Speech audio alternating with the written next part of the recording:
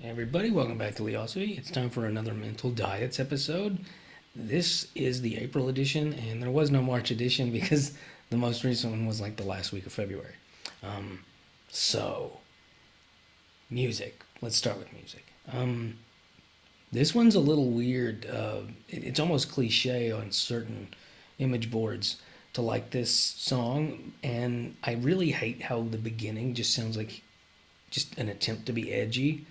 But Maggot Brain really is a really good instrumental song. Like once you get past the first, I think, 15 seconds, where it's just drivel, it just turns into this long, wonderful song. So yeah, that and a lot of I've been listening to a lot of funk and prog rock lately, and Maggot Brain is definitely on the funk end of it. But similarly with prog rock, like "Shine on You Crazy Diamond" is really good too. There's a lot of actually phenomenal prog rock instrumental only songs. So something to look into. Let's see. In terms of the nonfiction category, the Happiness Quotient by Christopher Haight, Jonathan Haidt. Um, really, really recommend this book. Just in terms of understanding what your priorities are, and I think the ultimate goal of a person should be to be a happy, well-adjusted person, and so few literature really have that goal in mind. Usually self-help books are about you know sometimes self-acceptance, which kind of ties in with that, but not so much really. It's more about overcoming negative things. This is more about finding positive things, and rather than just being successful or whatever. It's about being happy. So highly recommend it. In the fiction category, anything by Herman Melville is good, and Moby Dick is good. But a lot of people have not read The Confidence Man, and it is a phenomenal, phenomenal book. And it's just one of those. I'm not a huge advocate for deep reading because a lot of times it's the academic institutions trying to find things that aren't present and shoehorn them in.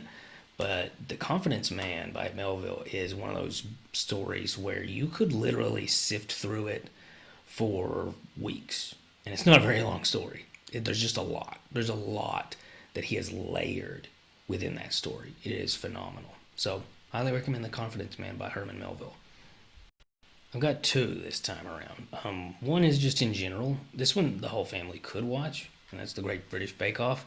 It's just it doesn't have anything bad in it. It's sad that that's what makes it good is that there's nothing deliberately bad, but it is what it is.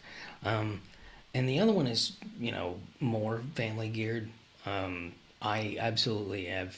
I'm in awe of the writing in this show, how well done it is. Um, it's a kids show. It's a very short kids show. I think it's a 10-minute episode each one, and that is Bluey. It's a I want to say new, no, I think it is Australian. I was going to say New Zealand, but it's an Australian show. Anthropomorphic dogs, very cute, but I'm telling you, like there was one. I think the episode title was Army. It it's better written than most shows geared towards adults in terms of layering actions and the emotional impetus behind those actions. It was a really really wonderful episode of an otherwise also wonderful show. So yeah, Bluey.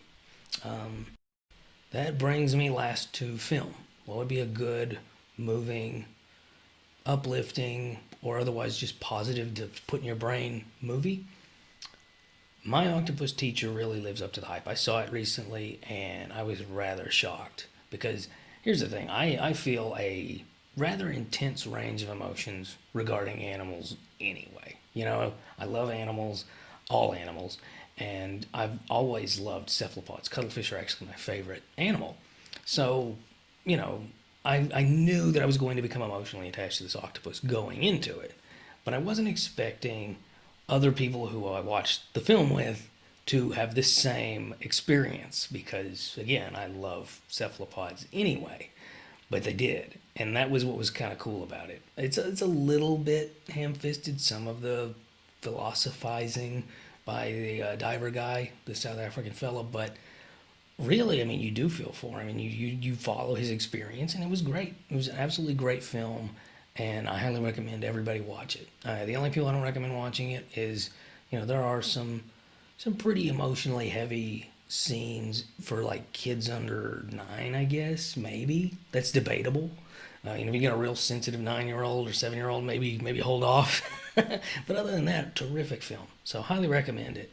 And that covers it for Mental Diets April. So yeah, Bluey for family watching, The Great British Bake Off for family watching, My Octopus Teacher as a film, The Happiness Quotient for nonfiction, The Confidence Man for fiction, and then Maggot Brain of all things for music.